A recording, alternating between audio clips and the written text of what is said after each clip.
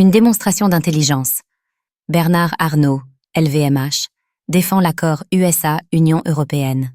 Si les critiques sont nombreuses en France après l'accord entre l'Union européenne et les États-Unis, une voix est dissidente, celle de Bernard Arnault.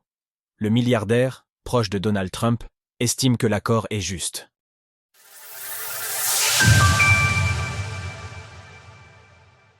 Bernard Arnault défend l'accord entre les USA et l'Union européenne.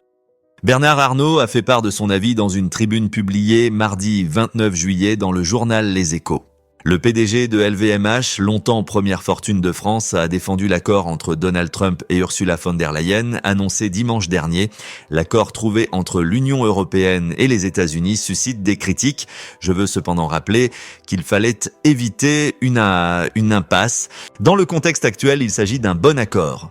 L'accord entre les deux économies est largement jugé comme déséquilibré.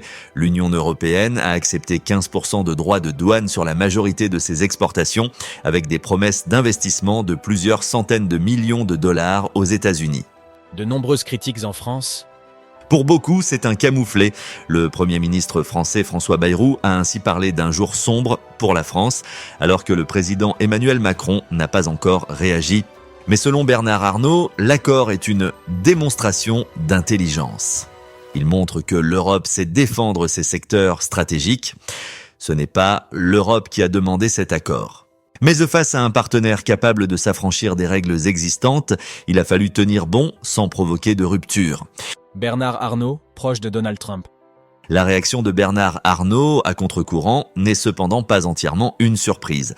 Le milliardaire est proche du président Trump, ayant été présent à son investiture en janvier 2025. Il a par ailleurs été reçu à la Maison-Blanche en mai 2025. Bernard Arnault a par ailleurs confirmé qu'il connaissait Donald Trump depuis les années 1980 et s'est plusieurs fois positionné en faveur de la politique du président des États-Unis. On a l'impression qu'aux États-Unis, on vous accueille à bras ouverts, les impôts vont passer à 15%, les ateliers que vous pouvez construire aux États-Unis sont subventionnés dans toute une série d'États et le président américain encourage cela.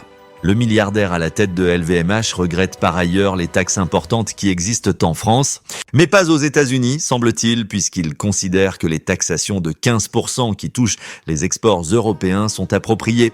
Retrouvez toutes les actualités crypto sur le site cryptost.fr.